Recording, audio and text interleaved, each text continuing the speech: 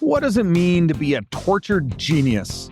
Does it mean getting your show to Broadway and then finding yourself unable to get out of bed one day, crushed by the weight of all the things that are happening because of your work?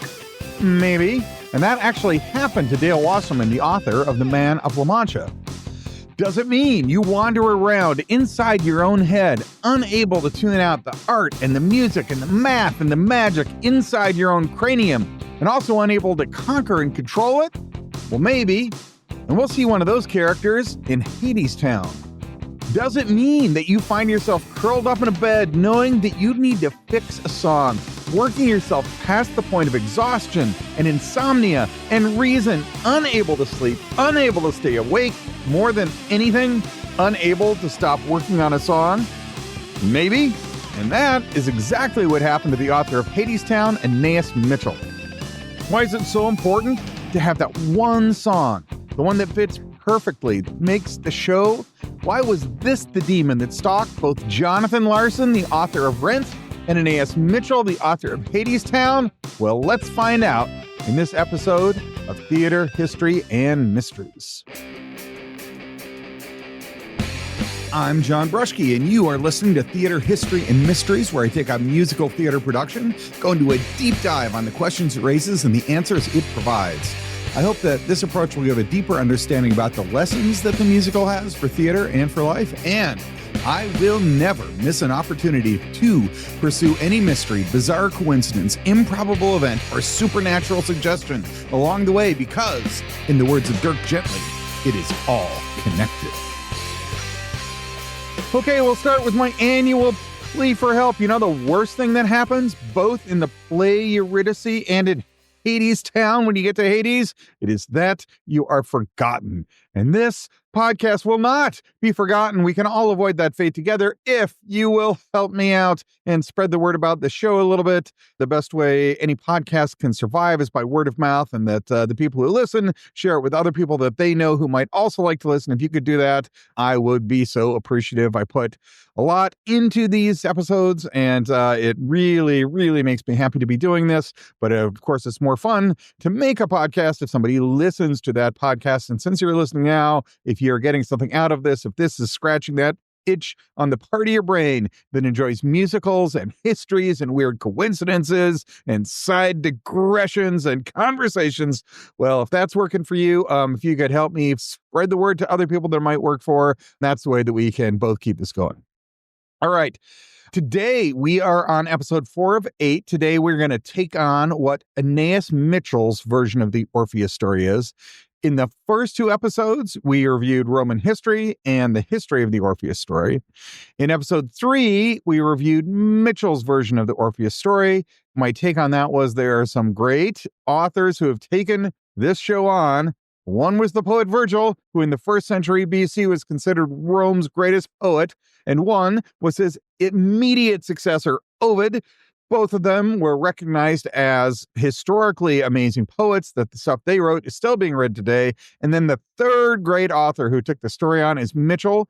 And what she did, the 2 things she did was make it contemporary for the issues that we are facing, which are different from those that were faced in ancient Rome, and to explore the complexities of modern relationships. The Greek relationships were not absent, but not nearly as deep or complicated as the ones that we think and talk about. Today, Mitchell was going to capture those 2 things, the contemporary issues and contemporary relationships. And today, what we'll talk about is, while doing this, her story, her version of the Orpheus story, builds towards a single song that just has to be good. That Orpheus is the ultimate musician. As we talked about in previous episodes, he was the first lover and he was the first rock star, or maybe not the first lover, the first person who made a bold declaration for love in the face of the gods and said, I believe that this concept of love inside me is at least as powerful as all those external forces outside that are trying to kill me.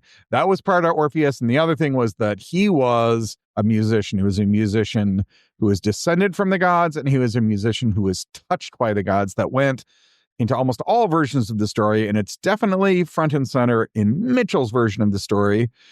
So what we're going to explore today is, in the plot of Hadestown, why is it that the song that Orpheus sings to Hades has to be so good? and whether or not it really is. Okay. So our first step on this journey will be to revisit quickly who Orpheus is and what do we know about him. Well, from Greek history, which we covered in episode 1 and some in episode 2, his mother is Calliope. She's a muse. Those are, of course, the goddesses who inspire music in mortals.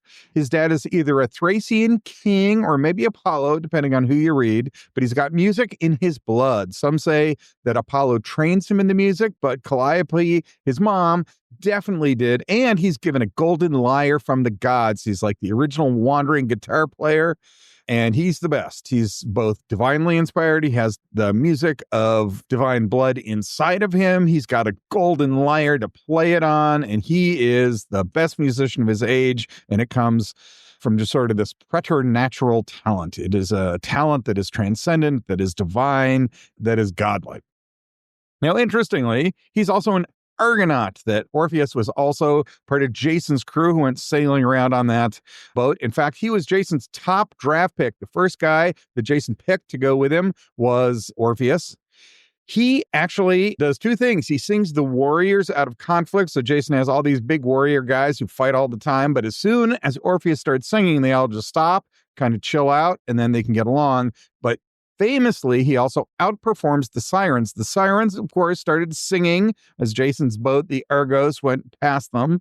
Sirens always did that. And heretofore, previous to Jason's journey, the sailors always got lured to the island that the sirens were on, and their boats got wrecked and the crew was lost. But Orpheus started singing, and everybody on the crew started listening to him because his song was better. That's just a demonstration of how good Orpheus's music was. He had the music that could stop hell, as it famously would, in the middle of the tale when he is confronting Hades with his song to convince Hades to let him take Eurydice back out of hell. His music can stop hell. It can move rocks. In Ovid's version of the tale, it fends off a lethal attack by the Ciconian women. Orpheus dies by getting ripped apart by a angry mob that is always described as women. But in Ovid's version, his music is good enough that it can fend off their attacks for a long time until he finally has to succumb. And then the story keeps going. His head is buried. It becomes an oracle. The place where his head is buried becomes a way of telling the future, of being a prophet. And there's an entire religion founded on the basis of Orpheus and his music. Britannica is awesome for its bluntness. Quote, Orphic religion, a Hellenistic mystery religion, thought to have been based on the teaching and the songs of the legendary Greek musician Orpheus.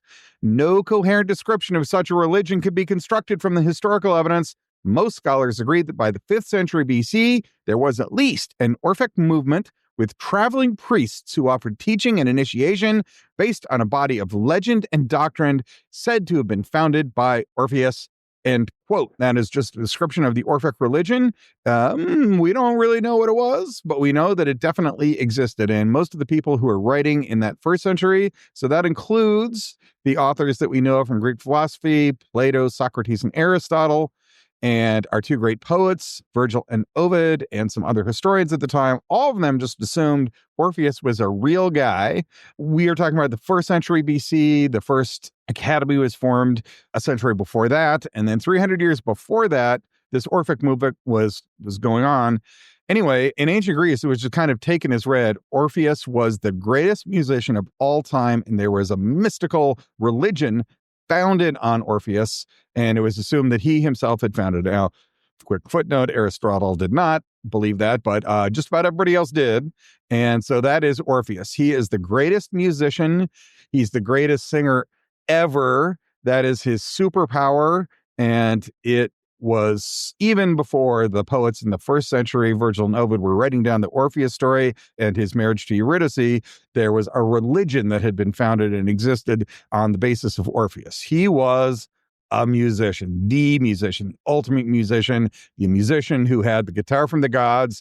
Our 20th century version of that is that Robert Johnson was such a great guitar player. He met the devil at the crossroads and outplayed him because he was that good at playing the guitar, and Orpheus is that same guy in the 5th century BCE. Okay, so that is the ancient version of who Orpheus is, but definitely ends with him being a fantastic musician.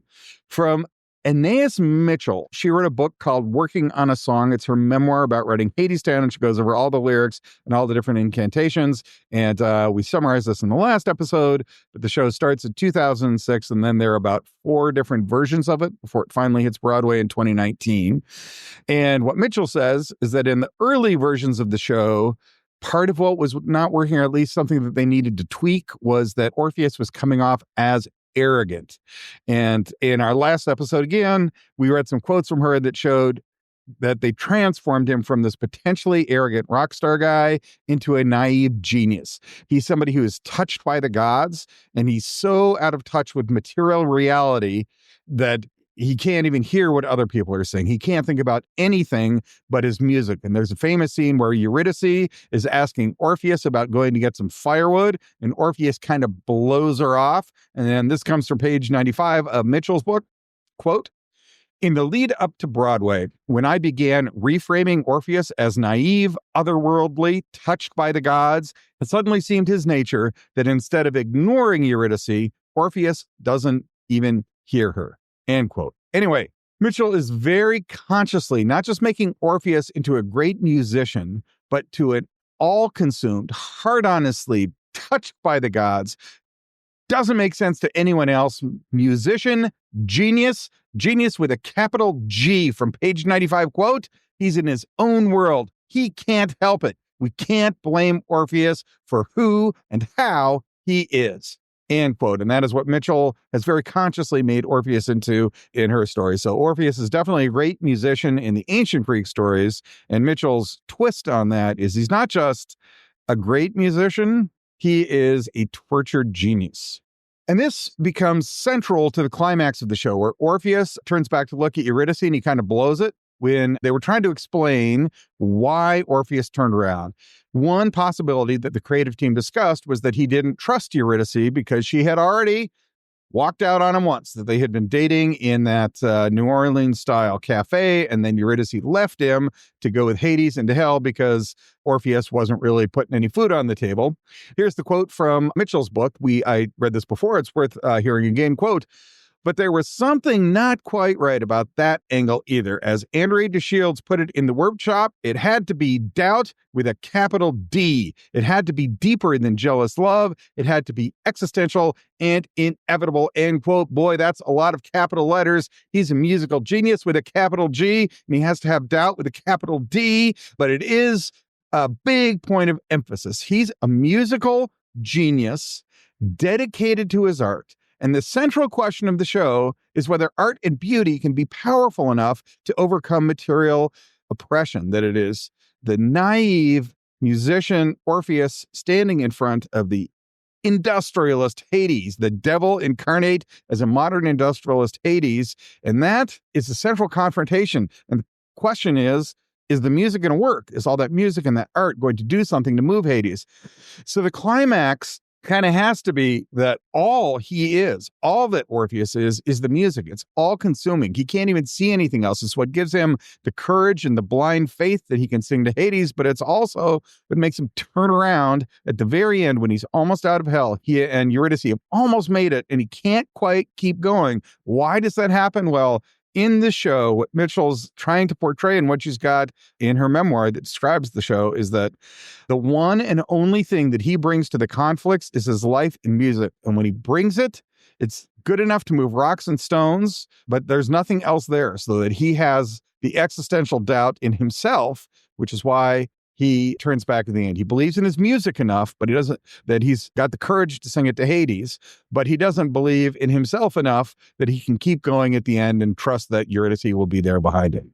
Okay, so that also kind of means that that song that he sings to Hades has to be the culmination of all this musical genius. Okay, that's kind of the first point. Who is Orpheus from the Greek story? Who is he in Mitchell's show? And I'm going to take a bit of a side quest here, but I think it's relevant. What I want to emphasize in this episode is how central music is. Obviously, it's a musical, but how central is that song, that one song that he's going to sing to Hades? How important is that to the entire narrative and to Hadestown work? One thing that fascinates me is the overall relationship between opera writ large and the Orpheus story. Opera if you were just to define it, is a story told in music where there is no written dialogue. So there's a plot, which there isn't, of course, just in an album of music, and it's performed on a stage, just like a play is, but there's no dialogue. Everything that happens is going to happen in the music that is sung back and forth. And per Wikipedia, my once nemesis and now close friend, because it is, after all, written by human beings and not artificial intelligence, large language models, the first opera ever performed was called Daphne, Dafne, where the music was written by somebody named Jacopo Peri in 1598. Now that opera has not survived, but the second opera ever made was Eurydice, which was performed at the marriage of Marie de Medici and Henry IV in 1600. They got married, they had a wedding, and as kings and queens will, they made it a big production, and an opera was performed there in 1600, which makes it pretty easy to date the very first opera, and the subject of that opera was Eurydice, the Eurydice and Orpheus stories. Now, the two main things to note is that opera is a pretty recent thing. Like books, those go back thousands of years. Songs go back thousands of years. Art and pictures go back thousands of years. But operas and their successor musicals only go back about 400 years. And I guess in the history of art, that's just not a long time. All right. I'm going to introduce our two guest scholars of the day. They are both undergraduates. They are both awesome.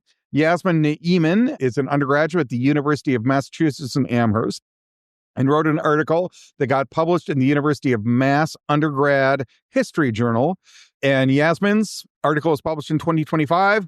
According to that article, Broadway is a spiritual successor to the original operas. Okay, so operas are 400 years old. Broadway emerges in the last couple hundred years, but there's a direct line between opera and Broadway. And just notice how direct that line connects Orpheus. Orpheus is the first opera, and Orpheus is the main character in Hadestown. Our second guest scholar of the day is Erica Wood of Stanford University. This person is a undergraduate who has a double major in electrical engineering and also in the classics. And Erica Wood's work is just published in the journal called Studies in Musical Theater. So anybody, music professors, undergraduates who are double majoring, anybody can submit an article there. And if the PhD, who is the editor, sends it out on a blind peer review process and it's good enough, it can get published. And by God, Erica Wood pulled that off. In Erica's article, there is quite a summary, and so I'm going to rely on Wood here to walk us through kind of the history of opera and the history of the Orpheus story. In 1607, so it's 1600, there is an opera that is performed at the wedding of the Medicis and Henry IV. But in 1607, 7 years later, Claudio Monteverdi composed and staged the early opera called L'Orfeo. While L'Orfeo is not the myth's first operatic depiction, Monteverdi's piece, says Wood, quote, was nevertheless highly influential since it marked the Renaissance's resurgent interest in classical theater and particularly in Greek tragedy, end quote. God bless Erica Wood. There are two footnotes right there that justify that. So that is 1607. Then in 1762, a century and a half later, Christoph Gluck, Gluck, adapted the myth in his popular opera, Orfeo ed Eurydice, but boldly changed the ending to allow Orpheus and Eurydice to reunite. And I just want to say, this makes it the Roman rom-com happy ending. There are many who think there is no version of the story that ends with a happy ending, but there are some that have tried. And one of them was Christoph Gluck in 1762. It is an operatic treatment of the story of Orpheus and Eurydice, and it ends with the two of them together in a happy ending. I also think that's kind of how Ovid's version ends, and if all that seems strange, I'll just beg you to go back an episode and take a listen to that. Almost 200 years later, there is a dancer and choreographer named George Balanchine, and in 1947, George, or Jorge, or Forge, I suppose, really have no idea how to pronounce that. 1947 produced a ballet named Orpheus, and that offered a pretty human version of Orpheus. It is similar to the Hadestown character, but Balanchine's Orpheus still struggles and he still flounders. There's some of that's going on in Hadestown, but there's a ballet in 1947. And so what I'm emphasizing there is the way opera seems to have embraced the Orpheus story. That the first opera was a story about Orpheus, and then has continued. There's some other things that aren't really central to her point, but are still pretty cool. Marcel Camus had a 1957 film called Orpheus Negro. Celine Sciamma had a 2019 film called Portrait of a Lady on Fire, which also tells the story. They've each used the myth to depict more marginalized individuals, and this kind of expands its reach. It expands the meaning. Once again, that is Erica Wood's point. And once again, Erica Wood produces some footnotes to demonstrate that. You can look up her article, which is in my footnotes if you're interested in pursuing those. Tennessee Williams has a 1957 play that's called Orpheus Descending. The Orpheus figure is kind of a cultural outsider and then sort of a Christ-like savior. He's got to open the eyes of Eurydice to figure out the possibilities of the world, to free her from oppression. So it's also kind of got that marginalized identity connection as part of it. Williams depicts Orpheus as an outsider, and that very much parallels Hadestown. And finally, Mary Zimmerman had a 2002 play called Metamorphoses, and that emphasized Eurydice's agency in addition to Orpheus's grief. So the more modern treatments are definitely looking at the way questions of marginalization and inclusion are included in that Orpheus story. And that is also part of what goes into Hadestown. Now, we are going to get back to Erica Wood in future discussions, future episodes, to talk about some of the other things that were focused on in that article. But for now, let's just rely on Erica Wood to give us a walk through the history of the Orpheus story and its connection to opera. Flipping back now to Niemann, again, of the University of Amherst, that is N-E-apostrophe E-M-A-N, Yasmin Niemann. Let's quote her at some length here. She's going to now connect that treatment of Orpheus in opera to Hadestown and the significance of having that song, which in Hadestown is Epic 3. Quote, many historians acknowledge that the myth is largely responsible for popularizing the new art of opera during the Italian Renaissance. According to scholar M. Owen Lee, and now this is a quote from Lee, embedded in Niemann's article, quote, other stories, most of them from Greek antiquity, had been presented before 1607 and often as tragedies with incidental music, as mimes, masks, pastorals, and ballets. But it was Orpheus's story that affected the new art form in the making. It alone required that, for each of its dramatic climaxes, music be put in the mouth of the hero. In Monteverde, the myth met its poet at last, and opera was born. End quote. This is part side quest, but it also kind of shows how much, even outside of Hadestown, the music writ large is linked to the Orpheus story. And it's not just that his character is a musical Superman, although Orpheus certainly is. It's that the very story itself links music to plot in a way that, when opera is being invented for the first time in the early 1600s and stories and music came together to be presented in the same place at the same time on the same stage, it was the Orpheus myth that made them connect. So, if you're going to tell the Orpheus story, you gotta have a great song. Yasmin Niemann, in the last episode, quoting that scholar M. Owen Lee, says you gotta have a great song, and it's gotta come out of the mouth of the hero. And as we've discussed previously, Virgil did not do that. Ovid kind of did it, but didn't have the medium of music to work with. And Mitchell kind of must do it. If M. Owen Lee is right, Yasmin Niemann thinks so, and I agree. You gotta have a great song that shows this fantastic musician being a fantastic musician. He's got to do something fantastic, and it's got to come out of his own mouth. All right. So far, we have talked about who Orpheus is in history. We have talked about the connection between the Orpheus story and the development of opera in the first place. And I guess one thing I did want to emphasize before we move on is that opera becomes musical theater. So there is just written into the DNA of musical theater is that Orpheus story, and it's going to culminate, at least in our historical moment, it's going to culminate in Hadestown.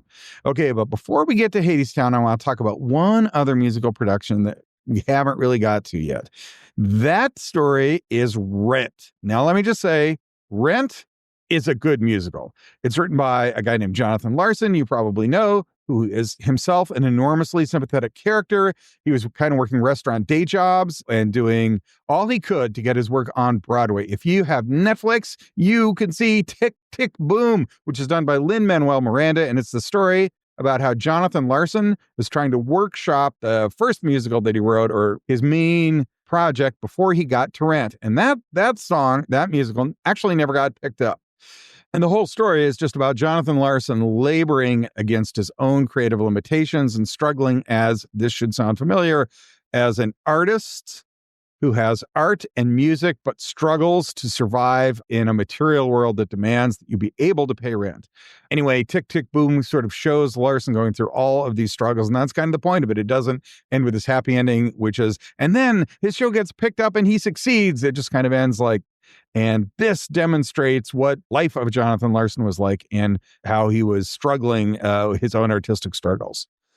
Jonathan Larson moved on from that initial project, and he started working on the show called Rent that started getting workshopped in 1983. It finally debuted in 1986, and famously and tragically, he passed away literally the night before the show opened on Broadway. He basically had a heart attack. Okay, so musical theater, whatever happened to Jonathan Larson, musical theater is tough on its creators. We previously talked about Wasserman's breakdown, that his show had already made it, but he found himself just at a complete point of mental and nervous exhaustion. Mitchell had her own breakdown we talked about in the last episode, and I'll get to more in a minute. Larson probably passed away from an undiagnosed Marfan syndrome, and so it was not really the stress of the show per se that caused his heart to fail at the age of 35, just before he was about to open on Broadway. But boy, that timing sure is astoundingly coincidental. If it's not related, it's also true that blood pressure can be related to the kind of heart attack that he had. I'm sure his blood pressure was not at an all-time low, just as the show was about to open on Broadway.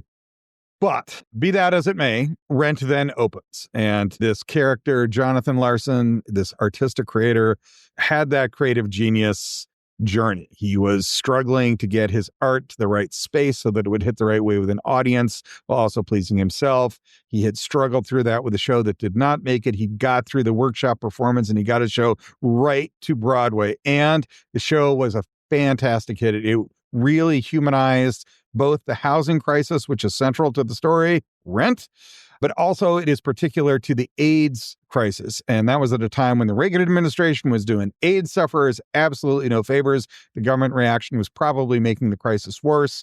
And what Jonathan Larson was able to do in that show is put an incredibly human face on a bunch of people who had really marginalized identities. In 1986, being homosexual was not as accepted as it is today. And part of how we got from where we were in 1986 to today is this musical that Jonathan Larson produced. Anyway, Larson is a great guy. His show is a great show. I'm about to talk about one creative choice that he and Mitchell had to face. But just to be clear, I love Weird Al Yankovic, in case there was any lack of clarity after the last episode. And I love Andrew Larson. And if you too are a Weird Al Yankovic fan, then please go back, listen to that episode, and you and I have some brain melding to do. Okay, but I'm bringing all this up because it focuses on a climaxing song. Rent definitely has the same structure to Hadestown in that they both have a whole plot that leads up to a single song in the show. In the musical Rent, there's a character named Roger and Mimi. They have a love interest. They have a thing going, and it's building across the entire show. Roger is kind of a down on his luck rock guy. He used to have a band. He doesn't have his band anymore, but he's still writing music. He's trying to write a perfect song for Mimi. Mimi, in turn, is an exotic dancer, but she's also obviously got a ton of talent in both her career, the way she's making her money on the day job, which she doesn't really dislike, but it's taken a toll on her. They both struggle with drugs. They both struggle with AIDS. They both struggle with their relationship. And all of this comes together in the second to the last song in the show, which is called Your Eyes. And it is fine. It's a ballad. It's a love song. It expresses some things. It has a little hook in there where it's both her eyes and his eyes. So there's kind of a little play on the lyrics, which is pretty clever. It swells up for a high energy moment. And instead of me continuing to talk about it, let's just give it a listen. Let's make 30 seconds of the song swelling up. Here we go. Okay, now, by way of contrast, I was definitely tempted to play a clip from Sister Christian here. That came out roughly the same time. In all honesty, that song, Sister Christian, is not aged very well. But I think if you did a side-by-side comparison with Your Eyes, it's still probably comes in first, or at least it's a tie that might go to the runner or might not. But you wouldn't say, if you just listen to these two clips side by side, yeah, Your Eyes is awesome. That's a song that surprises us time. And Sister Christian is sort of 80s schlock. You know, Sister Christian is another, there's nothing wrong with its song other than maybe the lyrics. It just doesn't have quite the emotional power punch it needs to be one of the great songs you would look back from that decade and say, yeah, that song, that's one that takes me back. That's a nostalgia hit. Anyway, if you're going to make a great big deal about this awesome song that a guy has been working on for an entire year, you ought to be able to produce something that is better, convincingly better than Sister Christian. Okay, now I'm not playing Sister Christian, and I'm going to skip it because others have made this point more bluntly than I am willing to. The online version of the magazine Entertainment ranked all of the songs in Rent, and the song they ranked last was Your Eyes. They wrote, quote, seriously? This is what Roger comes up with after feeling the pressure to come up with one final masterpiece, end quote. Yeah, that's kind of brutal, but I'm not sure it's all the way wrong. And seriously, you know, Rent is a show that's got some bangers in it. That opening track, Seasons of Love, is amazing. That did stand the test of time. Mimi's got a song called Take Me Out Tonight. That's a rocker. Levy Bohème moves the show right along. It's a really long song, but it never feels like it's dragging. It carries the show right when it's coming up and it moves everything forward. And Entertainment ranks Another Day as its number one song, so that one's pretty good. There are other rankings that you could find on the internet to put Your Eyes higher. But of all the things that Rent does well and gets right, putting all that build up to Roger's love song creates some expectations that are just way too high. And it's a pretty okay song, but it just doesn't deliver. Now, that doesn't ruin the show. It kind of feels like a chance to exhale just before the end. It's the second to the last number. So it's almost like, okay, the climax is already happening now. We're all kind of coming down. But it's definitely not the 11 o'clock number that the plot has been promising for the last 2 hours. And it is definitely an opportunity cost. It's not like you made a mistake and it ruined the show, but it's like you had something there you just didn't capitalize on. So the takeaway is, putting something that is supposed to be a masterpiece into a musical means that you have to put it in the mouth of the character, and it means that it has to be your best song, or at least it has to stand out. And Rent proves that you can have a swing and a miss on that particular element, even if you have a really great production overall. So Jonathan Larson didn't quite hit it in Rent, didn't ruin the show, but it was something that could have happened and kind of didn't make it all the way. Which finally gets us to Hadestown. Now, Anais Mitchell definitely knew that she needed to produce a masterpiece, or at least something really convincing, for the song where Orpheus is confronting Hades. In fact, Mitchell has a very entertaining story where she keeps working on it.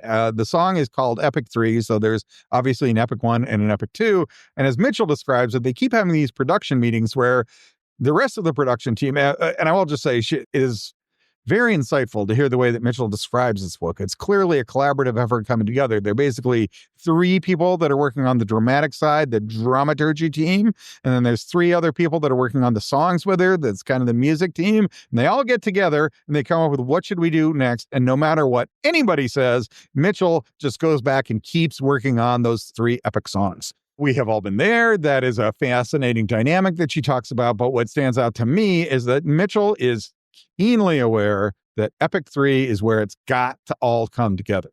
It is, after all, the big moment for Orpheus to do his thing. He's gonna sing a song to Hades that's going to move the heart of this industrial automaton-like giant, this mean guy. And armed is Orpheus with nothing but hope and naivete, and the song that comes from his musical genius that even he doesn't understand, it can barely control. This is going to be the proof that if hope and love are going to win out, it's going to happen in that moment, and it's going to happen in that song. And Mitchell is totally aware that it's a culminating moment. She writes in her memoir working on the song, quote, Epic 3 is the moment of truth and truth-telling between Orpheus and Hades in the underworld, end quote. And it's kind of difficult to string together one single quote that pulls all together all of those thoughts about how Mitchell's working with Epic 3.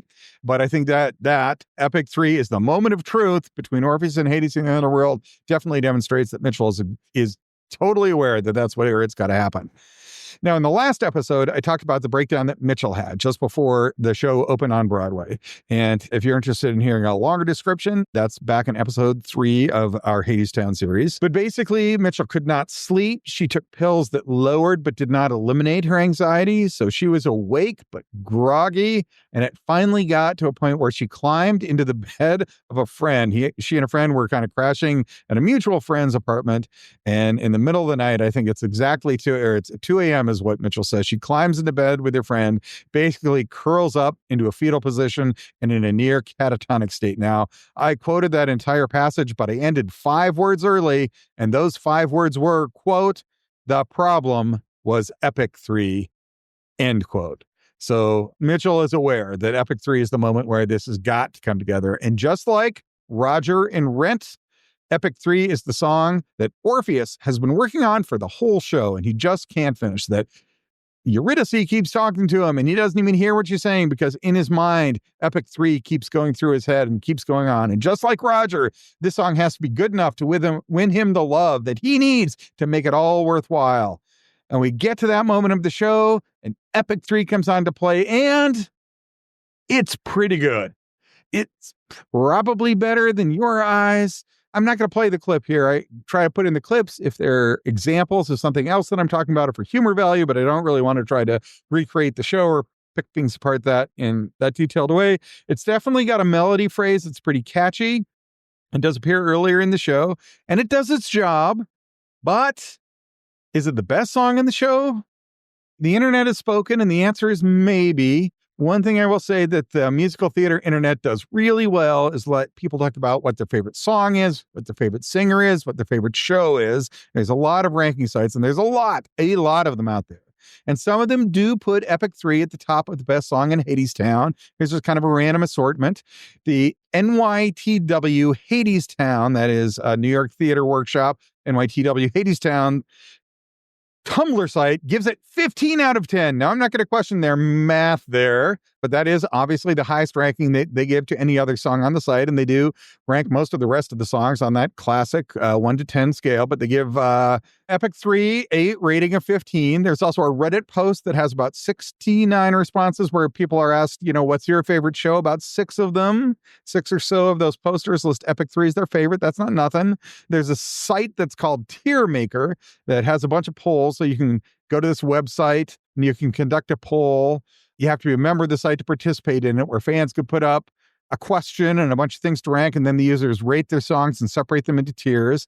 And I would say about a third of the and there's a bunch, more than you would expect, more than I expected, of Tier Maker polls that are about what is your favorite song in the show Hadestown. And about a third of those polls put Epic 3 in the top tier, but there's probably more of them that put it about in the middle. So it's not that nobody thinks it's the best song in the show, but it's not like everybody thinks it's the best song in the show. There are, however, other ranking sites that put it in the middle to the bottom. There's a blog site called Phantom of the Bookshelf, awesome title, and it puts it in the bottom 10 of the songs in the show. There's a website called Her Campus, which I think is, a website aimed at female college students. It lists the top 10 songs in the show, and it doesn't even include Epic 3. There's a Watch Mojo website that has its own top 10 list. It puts it as number 5. So it's somewhere between, one website has it in the very bottom, one has it in the middle, one doesn't have it at all. That's interesting. If you're interested, I've got the links in the show notes if you want to go ahead and check that out. But, by the way, the best internet fodder on Hadestown is a YouTube video that has literally every la la la from the show. Now, if you've seen the show, you know that musical phrase, la la la, that shows up all the time. If you read Mitchell's book, Working on a Song, it's a great book, but it includes the entire libretto, I guess. It's got all the lyrics, and a lot of the lyrics are just chorus, la la la la la, Orpheus, la la la la la. It's la la la happens a lot, and this YouTube video just takes all those la la's, puts it together in one video. Kept me entertained for 5 minutes. Do with that what you will. I've also included a link to that in the show notes. Now, that all kind of adds up to, obviously, taste can differ. And as a social scientist, I can definitely say that these polls are definitely not scientific. But, If you were asked, hey, what's the best song on Billy Joel's Piano Man album? Would you struggle? Would you do a bunch of different polls and say, some people like the Piano Man, but some actually thought Traveling Prayer was the best song on that album? That wouldn't happen. Or on Led Zeppelin 4, if you said, what's the best song? Would you say, it's either Stairway to Heaven, but maybe Four Sticks? There are some other very good songs on Led Zeppelin 4. Most of them you'd recognize if you heard them. But, if it's the best song, it's the best. You listen to Led Zeppelin 4, what's the song that stands out for you? Stairway to Heaven. Are there other good songs? Yes. But what's the best song? What's the culminating? What's the showstopper? Stairway to Heaven. Does Billy Joel have some other good songs on Piano Man? He does. I listen to that album all the time. Yes, I'm old and kind of lame, but I feel confident that I can correctly rank all the songs on the Piano Man album. And let me tell you, it's Piano Man. And you don't really struggle to have to figure that out. Epic 3 is a good song. It does what it needs to do. Mitchell was right to obsess on it, and it's one of a number of good songs in the show, but is it the one that jumps out at you as clearly the best? And I think the answer is just that it's not. Okay, so we've done some zigzagging on our journey here. We are now at the conclusion. Given who Orpheus is from Greek history, given the centrality of music to the Orpheus story, given how much even the entire genre of opera and, by descent, maybe musical theater itself depends on the Orpheus story, you have got to put the song in the mouth of the hero. Orpheus has to stand in front of Hades and sing a song that will convince him to let him and Eurydice try to walk out of hell. And that was accomplished. Mitchell knew she needed to do it, and she put it there. And it is one of many good songs that's in the show. But here, I'm going to return to the John Madden theory. If you have two quarterbacks, you have no quarterbacks. If you are not a football fan, let me just say this. Quarterbacks are the guys that every play, they start with the ball and they either throw it to somebody or hand it to somebody, but they're kind of central to the action. Almost all the other players rotate in and out, but never the quarterback. If you get tired, you can take yourself out of the game. If you do not play the position of quarterback, that guy has got to stay in the game. He's the central focus of the offense, and everything kind of runs through him and rallies around him. And John Madden was a guy who coached multiple Super Bowl teams. He coached the freaking Oakland Raiders. So as a Chargers fan, I should definitely dislike John Madden, but he was just too good and enough of a decent guy and a heck of an announcer that I can't do that to him. And he's right about this. He noticed that at some point, if you walked up to a head coach and said, hey, who's your quarterback? And they said, we have 2 or 3 guys. We're comfortable with any of them can play quarterback. He would say, if you say that, that means you got no quarterbacks. And it means you're going to be a bad football team. You're not going to win. 2 quarterbacks means you have no quarterbacks, because if you had one quarterback, he would be your guy. And everybody would know it, and it would not be a hard question to answer. If you walked up to Billy Joel and said, hey, what is your best song on the Piano Man album? You would say, Piano Man. If you say, there's 5 or 6 songs, that means you don't really have a best song. You got a bunch of okay songs or pretty good songs or even great songs like Led Zeppelin 4, a bunch of really good songs. And I will defend a lot of good songs on the Piano Man album. But there's one star that emerges. If you have to struggle to answer what's the best song, you don't have a best song. What you have are 5 to 6 really good songs, and they can catch everyone differently. What you have is essentially an ensemble soundtrack without a star. You can have an ensemble show where there isn't a single show and it could be a great show, but there's not a star to it. You can have an ensemble soundtrack where there's a bunch of really good songs, but there's not one really good song. And that kind of works for this show in the same way it pretty much works for Rent. You can consume that show as a whole. You can sit there and let the whole show come to you. And even without a single star song that you come out humming to yourself, that still works. And it works for the show, but it is also an opportunity cost. There's just a huge buildup in that show for the one song. And I do think the show would work better if that song was your showstopper. There is a reason that up until the very end, Billy Joel would still end all of his concerts by playing Piano Man. So I do think it was an opportunity cost for Rent. I do think it was an opportunity cost for Mitchell. I think Mitchell gets all the credit in the world for knowing that that song has to be there. And I think she gets a ton of credit for making it better than it was when she started working on the show in 2006. And I guess I would just like to end by pointing out Mitchell's memoir made it clear that this show was forever a work in progress. Everything was constantly changing. It was a group effort. She was not working on this by herself. She had teammates that she was working in that she was super close to. And she and Rachel Chavkin were definitely a collaborative team. And all that collective energy was making the show better and better and better all the time. My point is not that Epic 3 is the best version of the song that can be out there, but that it's better than it was when the show was first written in 2006. And it was better than it was when she had her collapse in that run up to the Broadway debut. She knew she had to make that song work. She knew she had to make it better than it was. It was better when it got onto the stage on Broadway. And who knows if that was the key to the whole show launching, but it was definitely improving that song, made it work. And so like the show itself, I think the tale of Epic 3 is not that it worked out perfectly, but the significance to it is that Mitchell never gave up on that song that she knew she had to do to make the show. And that's one more similarity to Rent. In Tick, Tick, Boom, Andrew Larson knows that he needs one more song. In fact, part of the running gag of Tick, Tick, Boom is that everybody who encounters walks up and says, hey, you need one more song. You done with it yet? That's like a central plot point.